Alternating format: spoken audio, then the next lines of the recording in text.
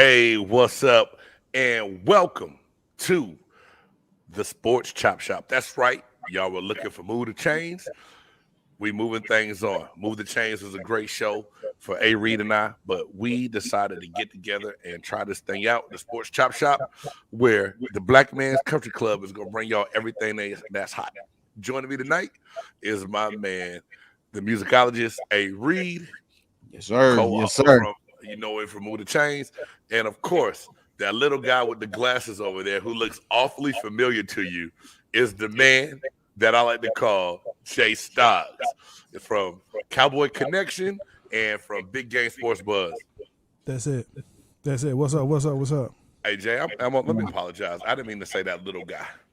You did, cause I'm a big dude, man. Look at this. Hey man, hey y'all. If everybody don't know, we working on a new line. It's gonna be called Buff Nerd.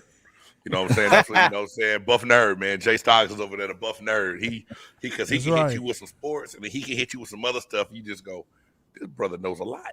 Hey, but I like that shirt though. A lot of folks don't know about them Thundercats, bro. Hey, a lot of folks don't know about that. Hey, dog, they called me Panthro in high school, and I really didn't appreciate that. Watch out, bro. My boy Jay. Shout out to JT. JT, yes. You out there if you JT, ever hear it, dog. you got that right. He called me Panthro, and I guess it's because of this little milk that dud is head your I name got. from now That's on. me, I'm Panthro, and that's cool. Y'all can call me Panthro. It's all good. You kind of sound like him too. Do I really? Is that what that is? I'm Panthro now? I know. Come on, man. Let's go. You wrong. Panthro was the only one that sounded like a real brother. That's a brother talking, right there. Hey, man. So how this thing gonna work, y'all? We got some sports topics that we're gonna talk about, and we're gonna keep it all the way real, all the way 100. Our feelings, our thoughts on what it is that's going on. And like I like to say on our normal show on BGSB, if I offend you, F you. I'm so sorry. Life is going to go on with or without you. So if I say something that you were easily offended by, I'm so sorry, but I'm not. That's what it is, right? Man, we starting off the show like that? I mean, wow. I just want to let them know, Jay. No, let's go. It go. Sometimes I get a little slippage in the tongue, and I get into my feelings, and we let it go.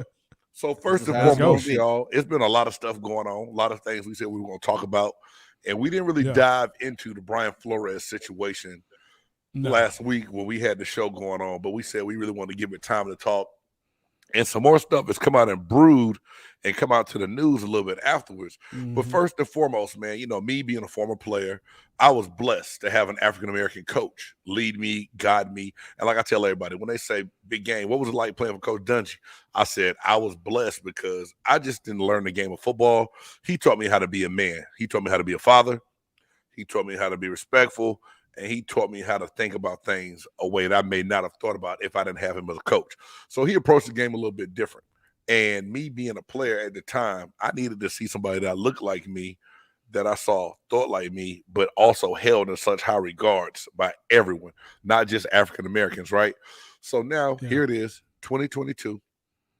Right now, as the NFL season stands, going into this offseason after the Super Bowl this week, we now have 2 Black coaches in the NFL. 3. We got 3. No, it's 3 now. It is. Lovey Smith got hired. Who else? Yeah, you got Lovey. Wait. Lovey, Mike Tomlin. Lovey and Tomlin. And the guy. The guy. Come on. He may not look it, but his daddy was. Oh, no. No, dude who went to Miami? That's two. No, dog. Don't play with me. He's multiracial. I really thought he was trying to get me with the 3 on that one. Hey, man. No, don't 3. It's only 2. Okay. That's what they claiming. No. And we going to keep it real. And I Are we going to keep it real?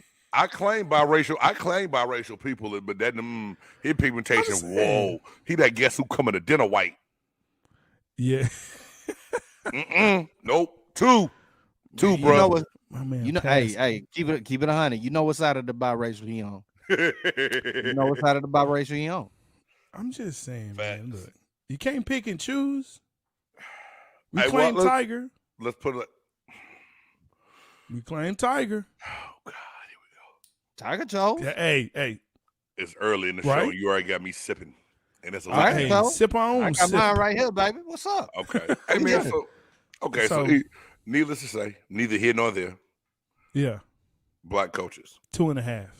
We'll say 2.5. So let's just get this thing kicked off, man. And y'all chime in and get in how you fit in. But I just want to know from you guys' opinion, when this story came out, first and foremost, I believe Brian Flores to let this out and to file a lawsuit is courageous because he's still applying for jobs. He still wants to coach, but he's still going out to take this stance at the same time. Man, what's y'all's thoughts on the whole situation before we dive into different pieces of it? Man, look, it's for him. It's going to be messed up. He's just not going to get hired. He'll go on interviews and all of that, but at the end of the day, everything's been filled. So there's nothing for him to take at this point. He's not going to get a job this year. Hopefully he gets some kind of coordinator or some kind of positional job or something like that, which would be obviously an ultimate step down. But yeah, I think when you look at the whole hiring situation, what he's saying is obviously true. And you look at the situation with Lovie Smith, which was kind of, his lawyers came out and said, we applaud him, but we don't think that was, right. Because his situation is going to be dire, man. Houston is just a dumpster fire. Jacksonville is a dumpster fire. Miami, that doesn't even make sense what's going on down there. So, well, Miami already hired your third guy, you said anyway. So now that's out the equation anyway, right? Yeah, I mean it's. I hate that it's here, but I'm glad that it's here. You know what I mean? Yeah. Like it takes away from the Super Bowl. It takes away from, those that are not there, that we can start looking at what's going on, as far as the off season has already started for some of us. Right. It's bad, man. I'm glad it's here, but I hate that it's here. Facts. I mean, I totally agree. I would hate to say that that Lovie Smith kind of just accepted the job because he just wanted to be a head coach again. But I mean, that's kind of just what that is. I don't think anybody really wanted that Houston job. It didn't look, promising for anybody. But I think it was just an opportunity that was given to him. They gave it to him. So shout out to Lovie. I've always liked him. I love what he did over there in Chicago. With Brian Flores, man, I applaud everything that the man is doing. I think it's wonderful. And I think you always got to have somebody at some point in time stand up to something for some belief. It has to be somebody that's willing to go out there and sacrifice, whatever job, whatever their career is, whatever it may be. So I applaud them for that. But the only bad side to it that I see is that what's gonna come, what's at the end grand scheme of it, what's gonna become of it. Because I mean, a million things can happen, man. The guy can get blacklisted, low key, it can go around to all the owners, all the teams. Hey, don't hire him. He never gets another job. He never gets another coordinator job. It could be another. It can be a number of things. And then again, if we're gonna keep it real, y'all, I mean, who runs the league, man? What color runs the league? Yeah, that's the part that look at the owners, bro. Look at the owners, bro. Like, I mean, I love the fact that somebody wants to stand up for that. I love the fact, but y'all, as I've seen it time and time again, and I've been watching football for a long time, our colors pretty much used to be the workhorses. We are what brings the money in. We don't run the team. We don't run the team, and we don't make the decisions. We get paid the money to go out there and perform. And that's what it's always been. And I don't see anything changing in that. That's the sad part about it. I don't see anything changing from it. You know what I'm saying? Yeah. So, yeah. Now, do you guys think that there's got to be another governing body or some kind of policing to go on for this to change? Because Reed, you made some good points, man. Until people come in and say, hey, enough's enough, y'all can't keep doing this, what's going to really change what's going on? The owners have the ultimate say on who they hire, don't hire. The proof is in the pudding. Belichick congratulates the wrong Bryant 2 days before Flores even goes on the job. Who's going to come in and tell them to change, though, big game? If they own the team, They own it. It's like you owning your TV and somebody saying, I'm finna come over there and just take it, man, for a few weeks. You like, hell no. Not even take it. Just say you can only watch these stations. You know what I'm saying? Yeah. So who's gonna tell the owners that they have to do that? Well, the league need to come up with something. Yeah, I know. Roger Goodell. What can the league do, though? Works for the owners ultimately. But there's got to be some, because this is my whole thing.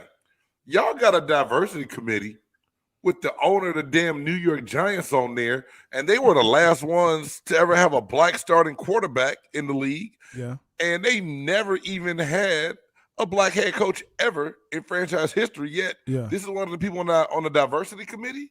Something's got to give, man, because let's just call it what it is. They do all these other programs and say they got stuff going on to save face and try to cover their behind. Yeah, realistically, they know what they plan on doing or not doing. So I still feel like more coaches need to come out and speak out against it, because I want to know if the allegations are true and you really ask Flores to tank and lose these games. Now, later on, when you do want to get rid of him, you can use his record against him. But yet you asked me to tank these damn games. So how's that even cool? How's that even I believe everything me? He said too. I believe everything he said. Hey man, he came to put this. He got up and went on Get Up on ESPN with his lawyers. So they got something. They got a spade in their hand that they pulled out the deck and they just waiting to play. I don't know if it's big joker or little joker, but they're about to cut somebody and bust their head on that spades table. You know what I'm saying? It has to be something to it. But, what's the give? Now, did y'all hear this? Tua came out and said Flores needs to work on his coaching style and didn't know how to talk to people. Did you hear it? Did y'all see this? This is Tua said that? No. Tua said this. Said that Flores used the F-bomb a couple different times and didn't know how to approach and talk to players. Now, I know what I think as a player, and that's why I'm up here. F-bomb? That's why I'm up here smiling. You think Nick Saban ain't probably said that before? Hey man, let me tell you something. Flores ain't said nothing that Tua ain't used to hearing. This is my whole thing. Everybody has a different way of doing things and a different approach. Yeah. Now, what up, Hirsch?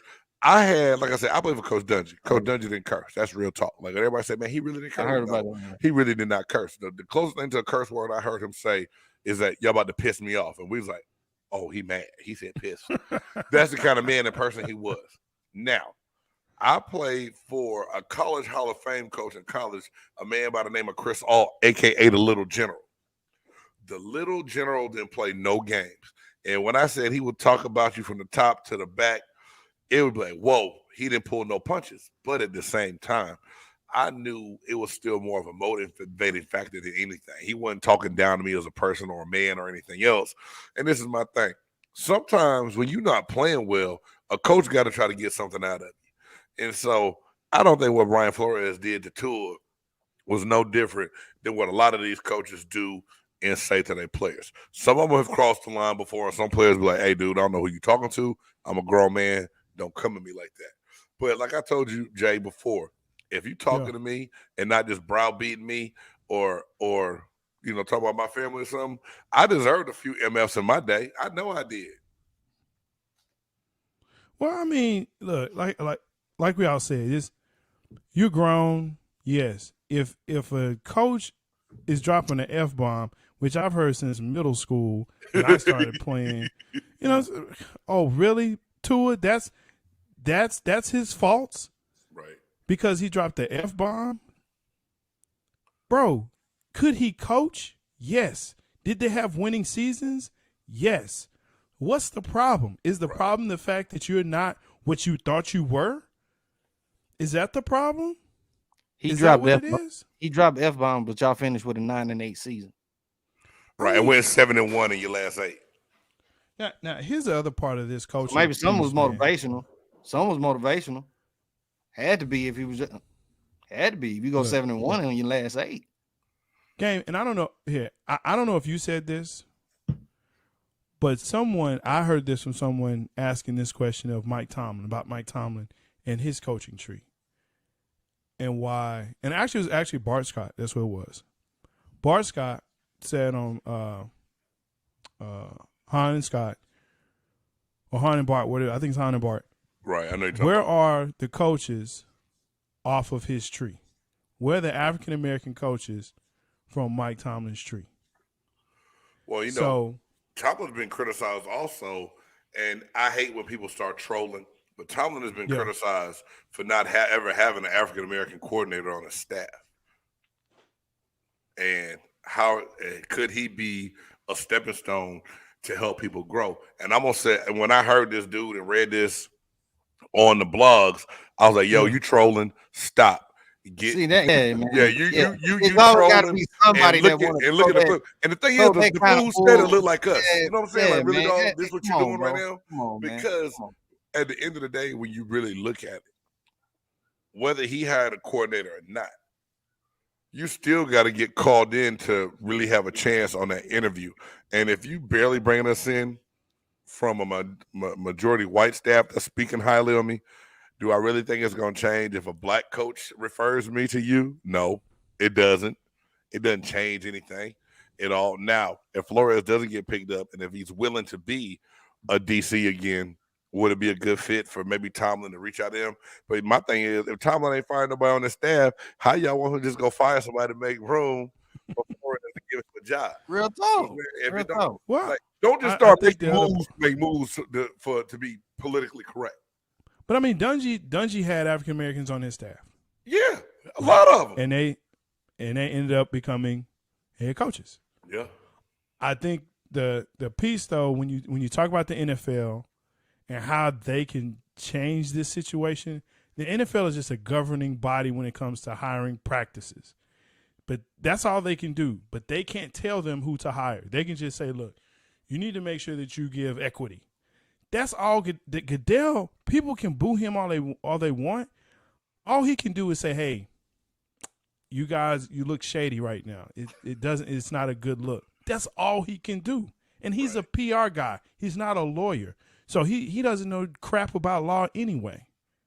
He's a marketing guy. But see, that's what makes this Rooney Rule bull.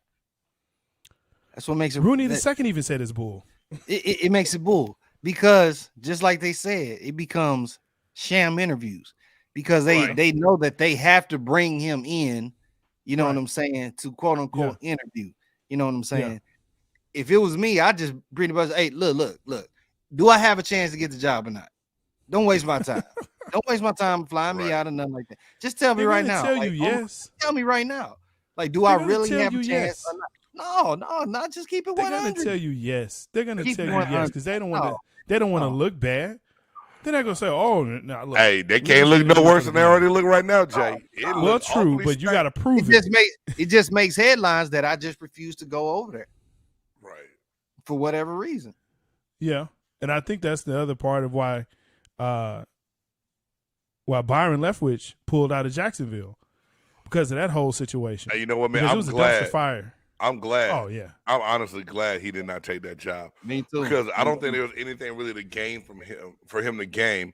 But now, just to say that you're a head coach and they'll be like, hey, look, we gave one a chance.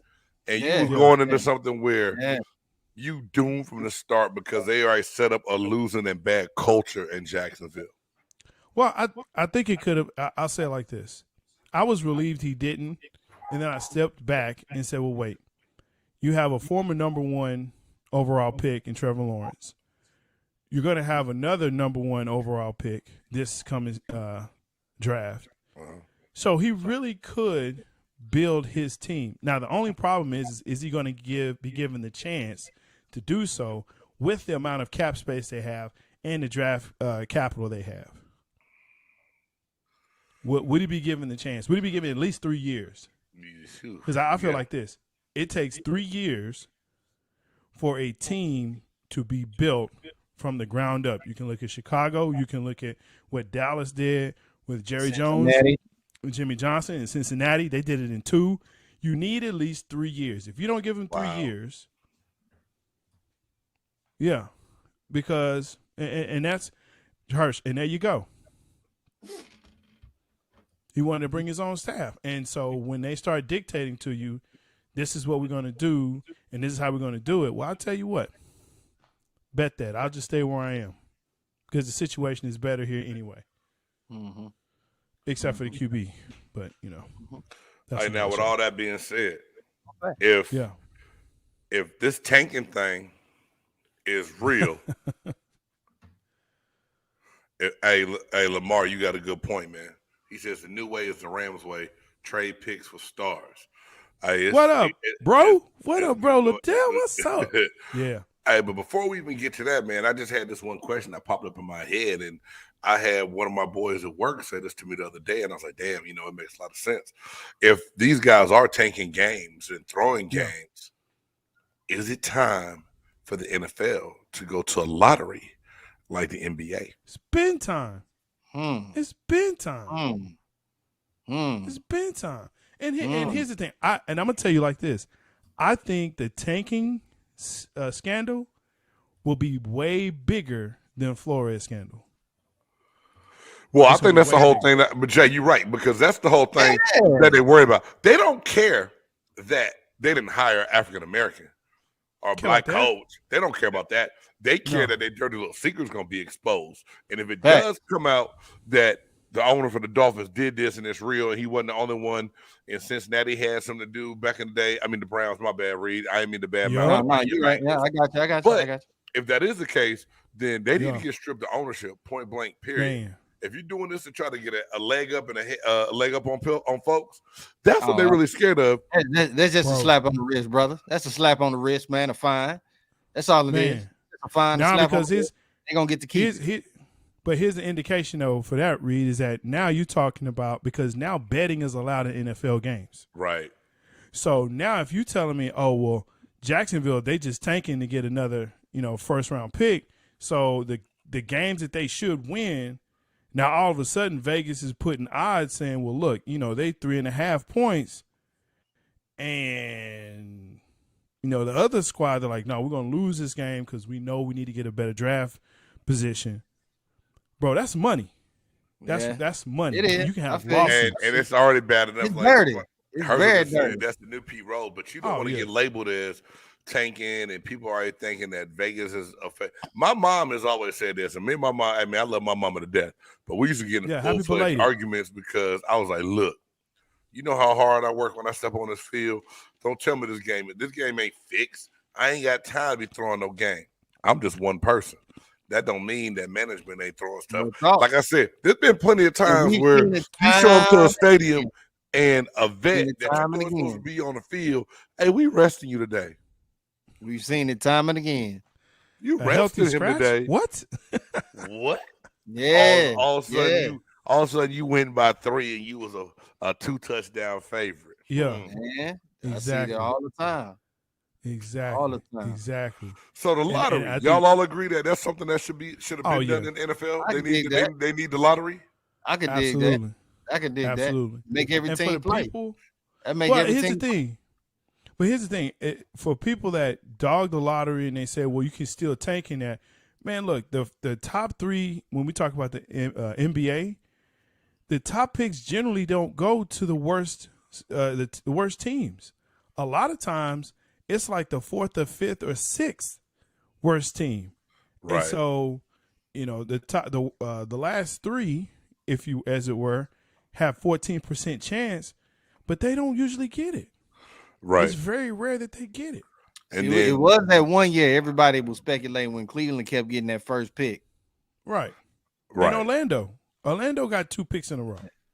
Yeah. Like the first true. time, I mean, that's. Yeah. So I feel you. Yeah.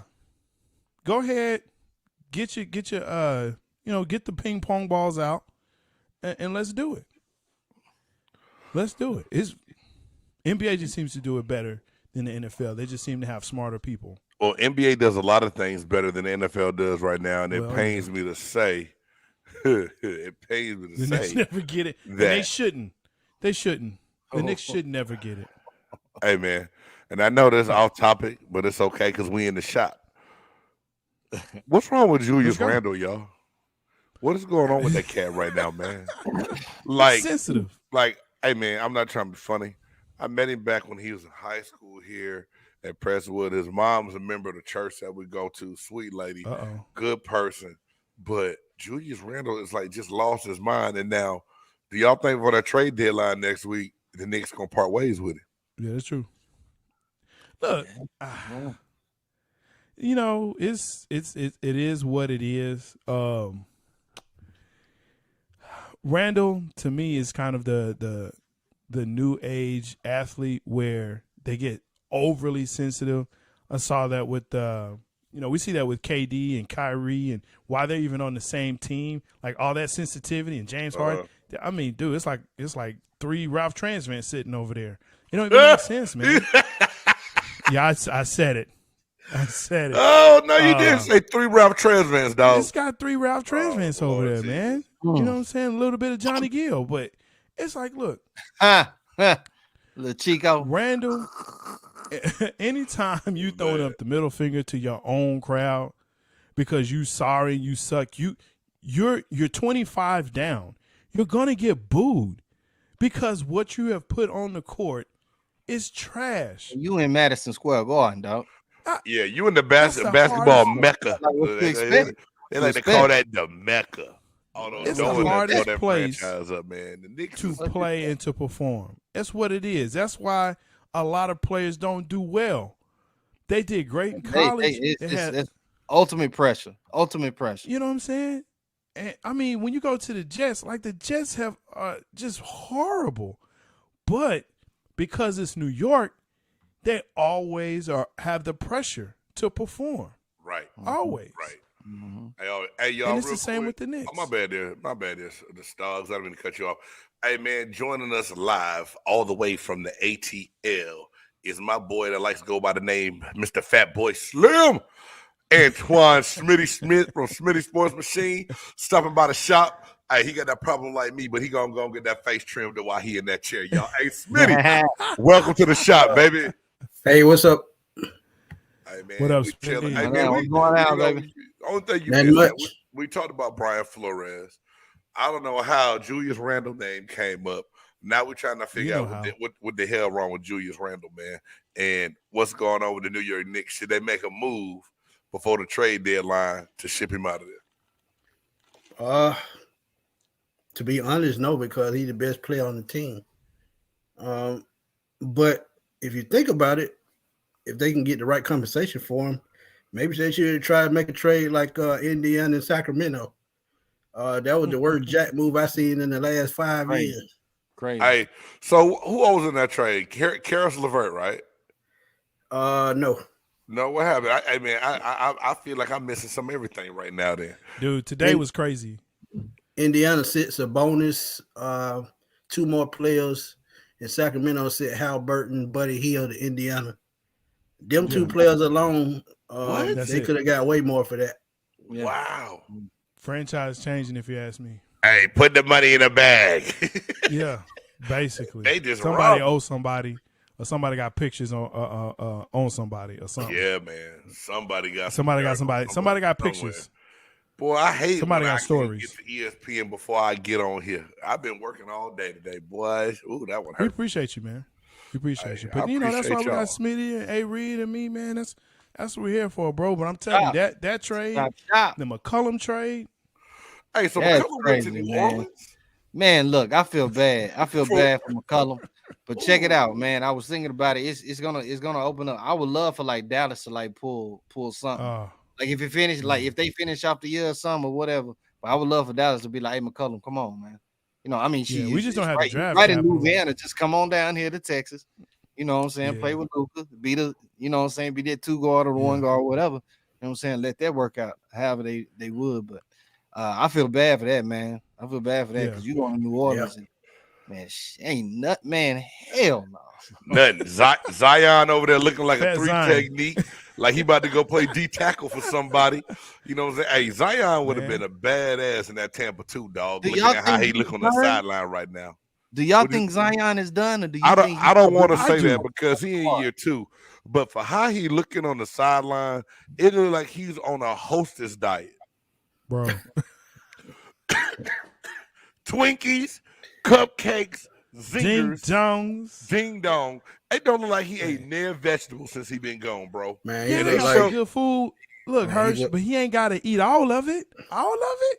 Man, he look like He look like he's stuck on Thanksgiving dessert at the table. I'm just saying, man. Hey, he part of the clean plate club, y'all.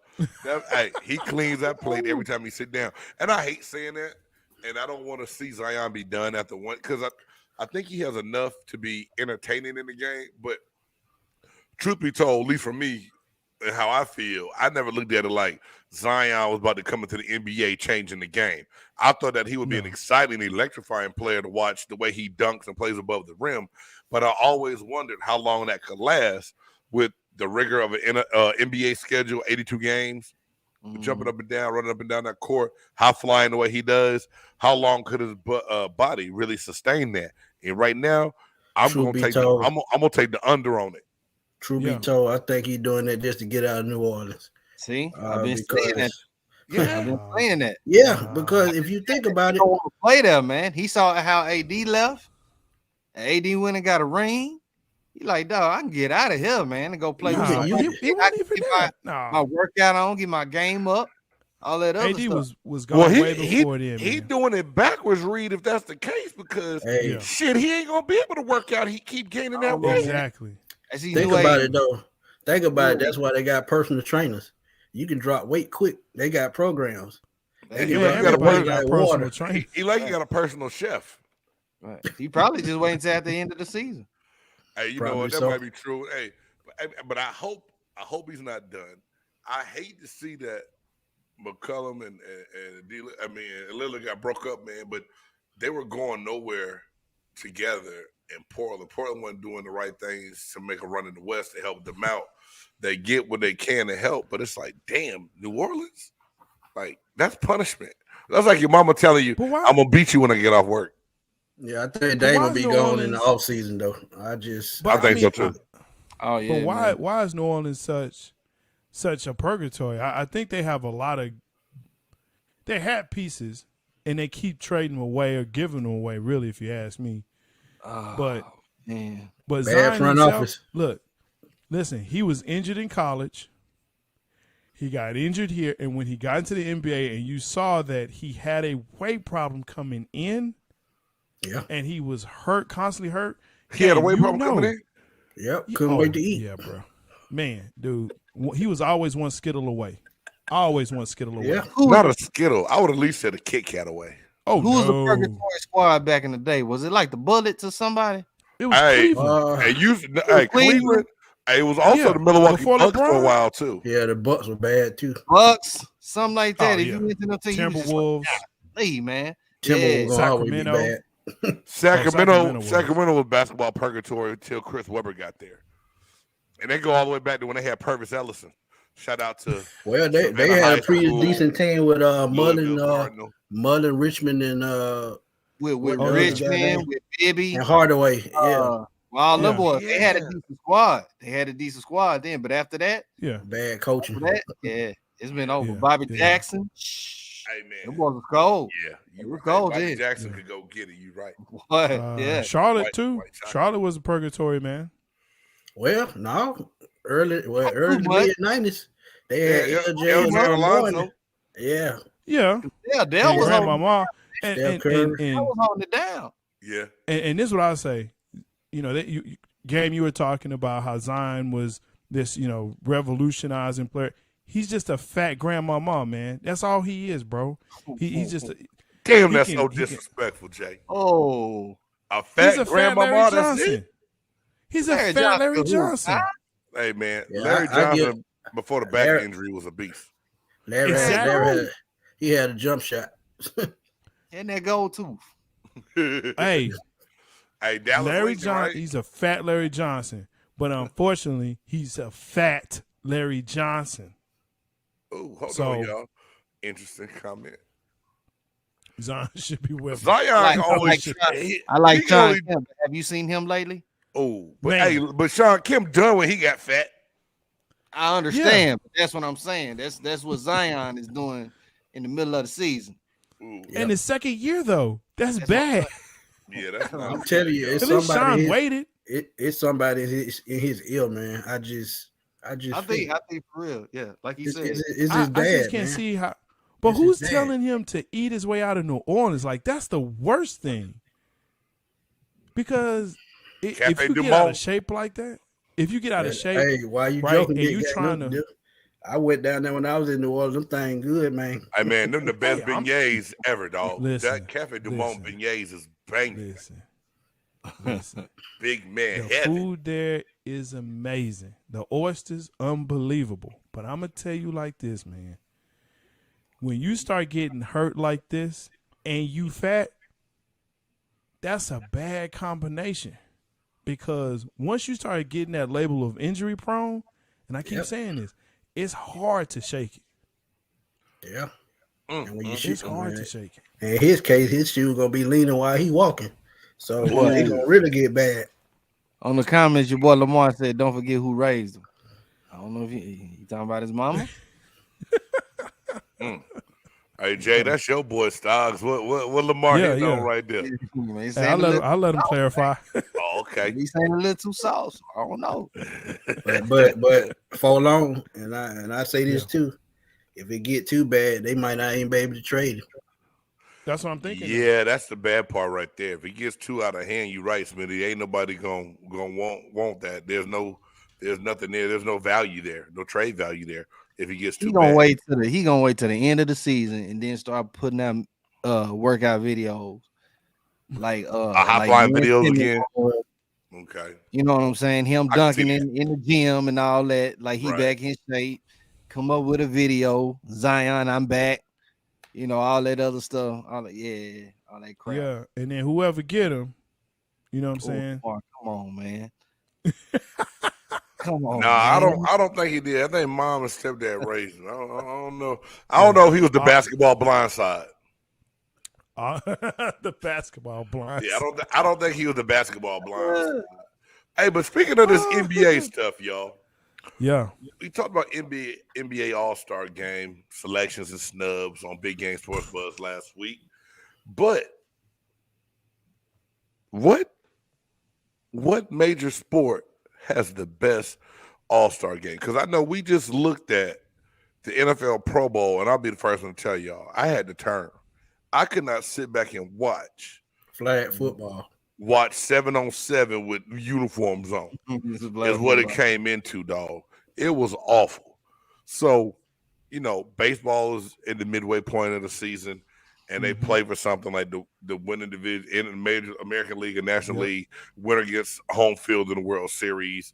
NBA is like playing NBA jams with 5 people on the court, and they just shooting and scoring like almost 200 points. He's on fire. Are you saying straight All-Star game, or are you saying like the All-Star in general, like all the festivities? Well, I guess it's 2 parts to that there, Reed. That's my bad. One, first and foremost, what major sports has the best All-Star game? And then we could talk about the selection after that. If I want to say All-Star game, All-Star game is going to be NBA. Because just watching, I mean, they just having fun with the ball, doing dunks, whatever, this is that, and the third. But if I'm going to say an event, just out of all of them, I'm going to say home run derby. Oh. Got to say home run derby. Okay. You know what I'm saying? And I'm a baseball guy, but to me, it's amazing to see a guy that can constantly hit a freaking ball that's getting thrown to him and belt that sucker out 400, you know what I'm saying, 450 feet, like just constant. Like that's crazy with a stick. You see what I'm saying? Like you can shoot a ball, you can play tackle, you can do hockey, you know what I'm saying? Even the baseball game, but come on. Even the slam dunk contest. Slam dunk contest would probably be my second. After that one, it'd probably be slam dunk contest. You know what I'm saying? Because out of all the crazy stuff that you get to do while you're in the air. But man, you can't tell me, man, to see all of them guys hit that baseball like that, that's ridiculous. That is ridiculous. That's ridiculous. Nah. I got to say baseball too, man, because they playing for something. Baseball is a sport. They banned steroids, but it really didn't matter because hand and eye coordination still matter. And let's be honest, Jose Canseco was taking it, he was still striking out 200 times. That's facts right there. That's facts right there. It's baseball by far, man, because baseball is a hard sport, period. Okay. And A-Rod. Sorry, Tail. Yeah. Boy, you love putting an A-Rod in there, don't you? Well, you know, Hey, what about Ben Affleck of baseball? What'd you say? I was at Stogs. What about you, man? What's your favorite of all the All-Stars? MLB, I think, is the best, even though it gets boring at times. But as far as the game itself, at least they want to play. NHL is not too bad, but MLB. But I'm gonna tell you, my favorite event has actually now what the NFL decided to do was they have a dodgeball game. I saw that. Oh, yeah. I know. And that was amazing. I didn't want it to end. Like I was like, okay, this is what you do. This is how you get like that. I told you, game.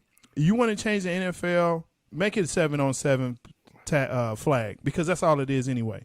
Yeah. Right. And then you can have points that goes to AFC, NFC, and at the end of it, there's something they get incentivized that, make it for money, whatever. But the dodgeball game, man, it was intense, bro. Cass was like going for head, everything, catching it. It was amazing, man. That's the best thing they could have done. What we was talking about earlier, like James has said, I would love to see the Pro Bowl go back to being in Hawaii like it used to be back in the day. Mm-hmm. But COVID and all that crap and stopped all that. So I guess that's why they just picked, whatever. Back in the day too, they had the quarterback challenge, the 40-yard dash. Oh yeah, all that. Yeah. And they brought that back. Yeah, they brought that back in the skills. Would do that. Who's the fastest? Yeah, because Michael Parsons beat Tyreek Hill in the fastest man challenge. He sure did. Man, he wasn't running. Why you Dallas Cowboys getting excited? It's all good. You supposed to know what? about that. Whether he was running or not, he lost. How about that? So until they do it again, you got to find a win in your season somewhere, Jay. I understand. God. But this is my whole thing, man. Y'all are sitting at home. At home. My team is on the board, man. For 31 years, he was sitting at home. For 31 years. Hey, but who's in the Super Bowl? In the Super 31 years. Hey, it don't matter. Reed, he about to tell you. Reed, he about to tell you, hey man, in '95 we was the shit. There they go. And that's all they can run back to. In '95. No, they're gonna get worse than that. They're gonna go by how many championships they got all together. 5. Always. We got 5. Y'all 5. Y'all last Reed was in black and white. Let it go, bro. Let it go. Let it go. Hey man, but they didn't even have color diamonds in. Blonde, brown hair. Looking at how this thing go, they got to find a way for the NFL to be motivated by the Pro Bowl. So right now, the way it's going, nothing is gained. I mean, even when they played in Hawaii back in the day, when I know when Sapp and them used to go, and the winner got 50,000, the loser got 25. Now it's the winner get 80, the loser get 40. They out there chilling, knowing they're going out with 40 stacks, regardless. They don't care. Something's got to give. So this is my whole thing. Select your Pro Bowl team. Like even select your lineman. Now maybe they go do a lineman challenge, and then you have the skills do a 7-on-7 in different situations, and then the next year the winner get some kind of incentives. You can't say you get home field in the postseason because the Super Bowl played on a neutral site, except for the last 2 years. Buccaneers started a trend, and the Rams following it up. Dallas would never do it. So man, y'all know this is breaking news. J-Stogs, I don't know if you heard this. The NFL said to make sure that no home team gets a home field advantage anymore in the Super Bowl, they're going to host the next 3 Super Bowls in Arlington, Texas. That's funny. Ha, ha, ha. It's funny. It's funny. I wish. That'd be dope. I know. I'm so sorry. It's all good, though, dog. It's okay. Well, if that's the case, we know it won't be in Tampa. Hey, Tampa has a better chance of getting back to the Super Bowl before the Cowboys do. No, I'm sorry. Who's your QB again? Hey, we'll find the QB to get the job done. Yeah, okay. I didn't stutter. You did, but that's all good. The season just ended. Our quarterback just retired, so we don't have a quarterback yet. Free agency hasn't started. The draft hasn't come through. Trask is right now number 1 on paper with Gabbert behind him. Gabbert will be going to hold a clipboard somewhere else next year, and we'll be okay. Dude, you're putting your hopes and dreams on Trask, and the trash QBs coming through and you're not even gonna get any. Do you know? You don't know what the general manager has planned. Man, y'all might as well go get famous Jameis. Stop. I'm gonna throw a wrench in you. I'm gonna throw a wrench in you real quick. Jameis can't come back, dog. I'm gonna throw a wrench in you real quick. Come on. How much longer you think Dak got? Oh, actually, they'll extend him. I guarantee they'll extend him. They gonna extend it? He just got a new contract? You shitting me? They'll extend him. Ain't no way. I'm gonna say this. I'm gonna say this because we've seen it with Dallas. I'm just saying, like what we was talking about earlier. Mm-hmm. Hey, black. He's still black. He's still on a leash. How much longer? Well, and I'm gonna be honest. I mean, really, I don't think it's so much a leash. I think there's a lot that goes into that. Low key Cowboys. I always wanted that white boy behind that line. Don't be surprised. Look how long it took Dak to get that contract. Hey, Romo got it so damn quick. They didn't even want. Hey, dude, they wanted Kellen Moore to be the man before Dak even got the job. Don't forget. No. Oh, I'm telling you. Look, when it came to the contract, it was actually Dak that was holding it up. It wasn't them. They wanted more years. They were going to give him the money. 4 years. Dak only wanted 4 years. You're right. Yeah, because he knew the TV contract. It's all about that TV contract. When the TV contract was up, because you also get the money. They get more money, dude. That's what it is. 3 other streaming services that's going to kick in, and it's going to be like the biggest deal ever in NFL history. Yeah, and that's why I'm trying to fine tune my skills so I can be one of the social media broadcasters. There you go.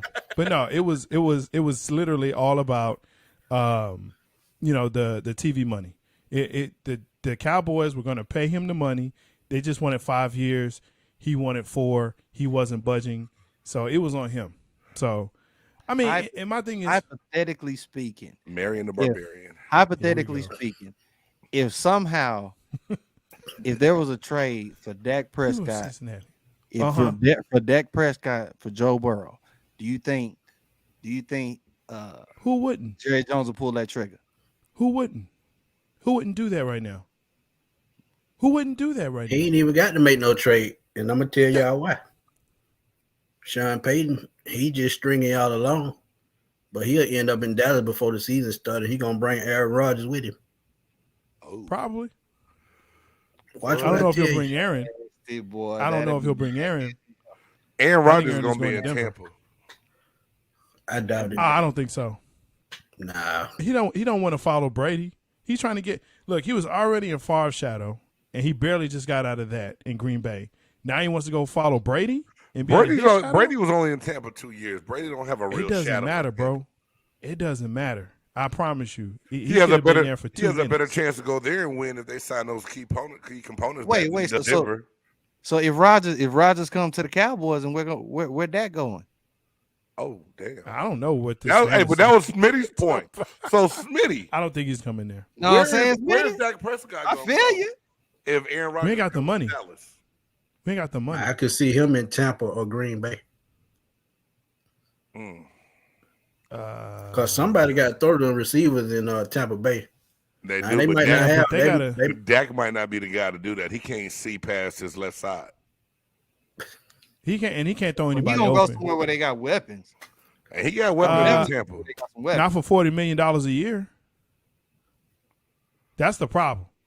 Shit, that's the holdup. Minnesota Vikings might take that to get rid of Kirk Cousins. I go even better than that. I go Indianapolis. Oh, you know what? Now that I might be able to see because they got the room up there for the cap. But the problem is that $40 million. They need a number one receiver. They'll be fine.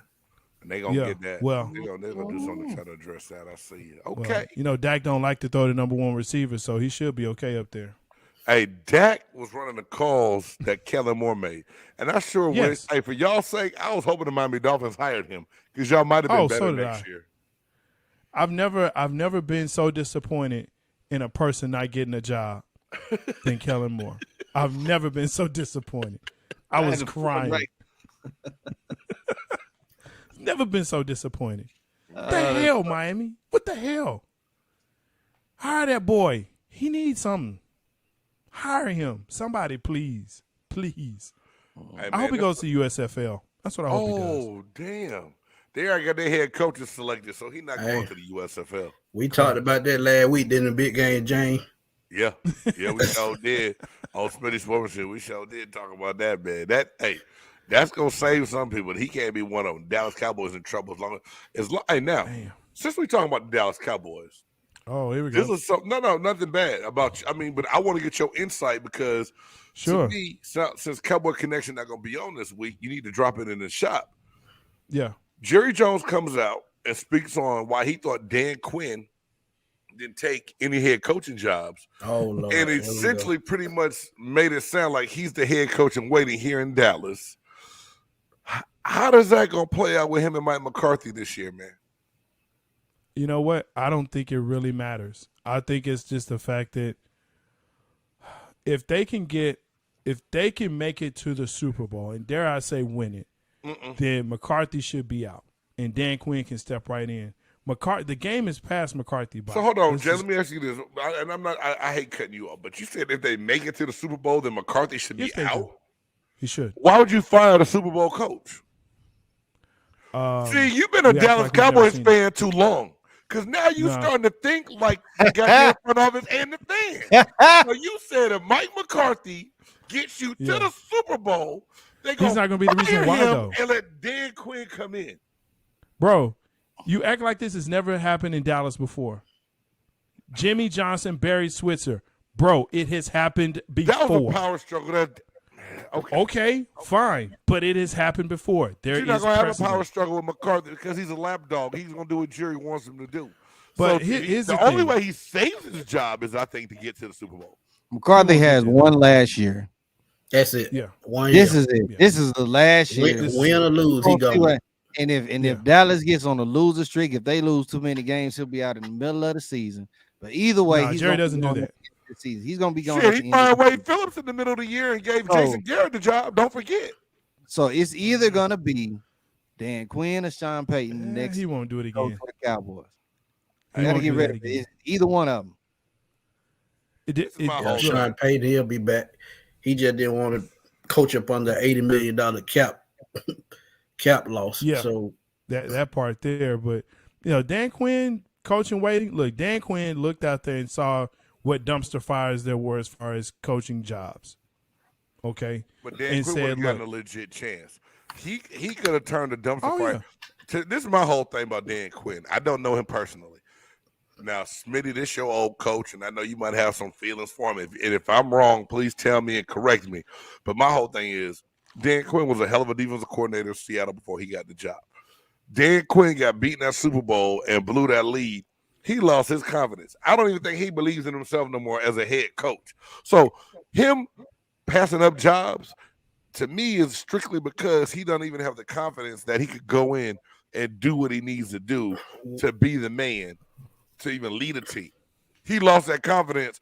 The Atlanta Falcons got cursed when they let the Patriots come back and beat them that game. No, what happened with him in Atlanta the last 3 years? Him and the GM didn't see eye to eye. The GM wanted this player, he wanted that player, and that's why they were thrown off. Because I guarantee you, I think they would have moved up for Khalil Mack the year they drafted Vic Beasley, but Tommy Dimitroff didn't do it. Yeah, I mean, I honestly believe that he enjoys coaching this defense. And I think he has found a place where he is very comfortable. And when the position opens for head coach, he will definitely be on the short list. Peyton will obviously be there as well. But, yeah, Quinn likes what he has here on defense. He can just do what he needs to do. If he can find the OC that can push Dak and make him better, that's it. That's all she wrote. But if Evan Butts was candy and nuts, we'd have a Merry Christmas. I know. Well, same for you and Trask. You hope he's Trent Dilfer, but he's not, bro. I don't want him to be Trent. I play with Trent Dilfer. He doesn't need to be Trent Dilfer. Trent Dilfer's a Super Bowl winning quarterback. Not in Tampa, he wasn't. So I didn't win shit with Trent Dilfer as my quarterback. So I don't need Kyle. He won your first Super Bowl. No, Brad Johnson. Trent won in Baltimore. They all look the same to me. Oh, he won in Baltimore, didn't he? There we go. Yeah, he won in Baltimore, but he didn't win. He was in Baltimore, and they beat the Giants for the Super Bowl. And J-Stogs, I told y'all he a Cowboys fan. He's starting to think and act like all them other goddamn fans at the Cowboys. That Stephen A. Smith handing the ball off. Be trolling. So I mean, Brad Johnson is any better? Call up Quincy, man. Hey, man. What? Right? Do y'all think Quincy Carter ever got clean? Yeah, he clean now. He is clean. I'm not trying to be funny, man, because that brother had such a high ceiling, man, coming out of high school. Man, they're in Georgia, man. I was a fan. Hey, man, I was a big fan of Quincy Carter, man. I sure hated roller coaster and that turmoil. I saw him play in high school. He was Mike Vick before Mike Vick. Got you. Look, there's been a lot of players, look, Vince Young, I think, could have been a great quarterback if he was treated correctly. Well, he played with Jeff Fisher. Jeff Fisher ain't shit. Jeff Fisher is not poop. I agree with that. I still say Vic is a great quarterback because he revolutionized in his own kind of way. He was almost like the starter, just that running quarterback that you just can't stop. Like he was a cheat code in video games. He was a cheat code in video games. Hey, that's Randall Cunningham. Randall Cunningham was a mother lover dog. Can't pick him. I still can't find my jock strap from the first time we played against Minnesota with him back there in the backfield. And I was a big. It's so funny, y'all. After Minnesota came down to Tampa, we played a game. I said, "Hey, Mr. Cunningham, not Randall. Hey, Mr. Cunningham, can you take a picture with me real quick?" I was still starstruck and dumbfounded because I was such a big fan of when he played with the Philadelphia Eagles, to where when we played against them, I was in awe. And my very first game of the regular season was up in Minnesota, and I got pressure and hurried Randall Cunningham and made him throw an incomplete pass.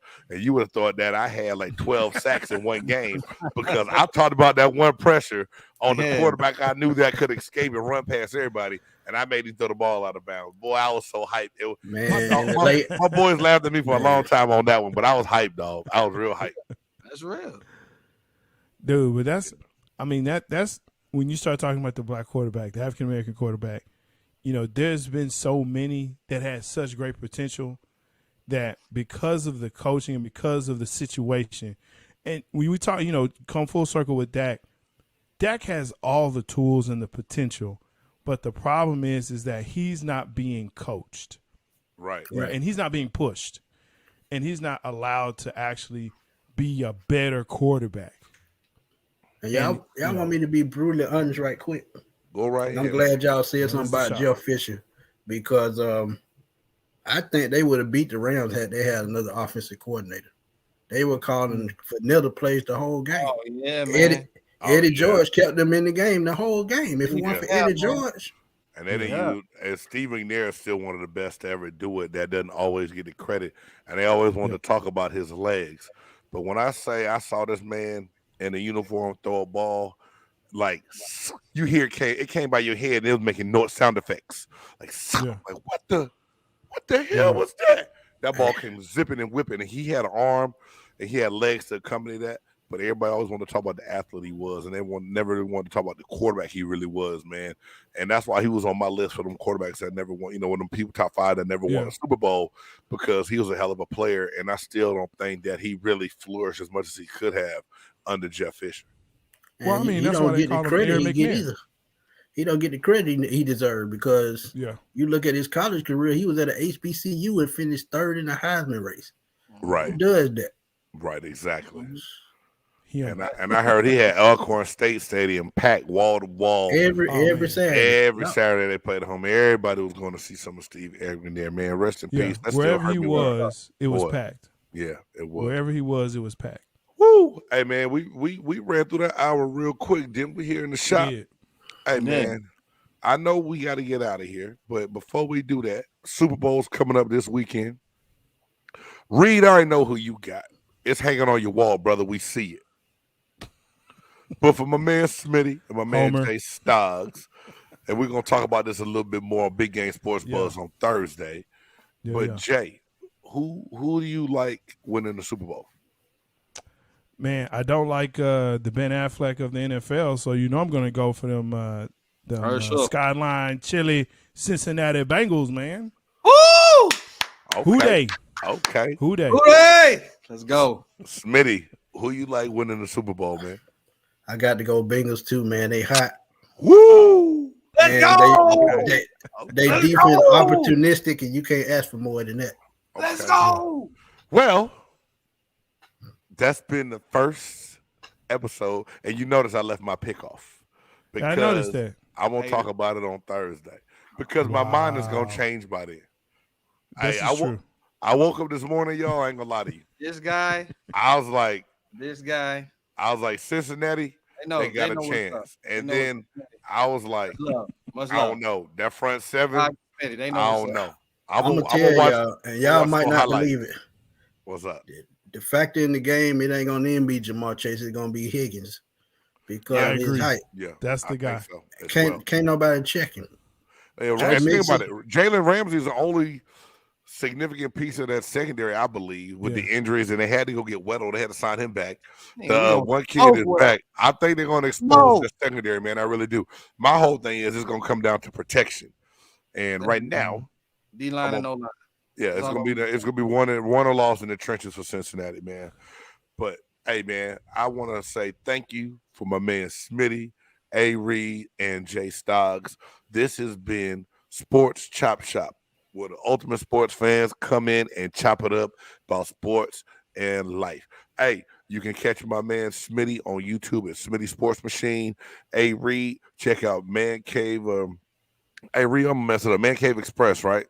MCXP Radio. Hey, MCXP Radio, man. He does a great job all the time. Smitty, Stoggs, you can catch him on Big Game Sports Buzz and eventually Cowboys Connection. We're going to get that rolling.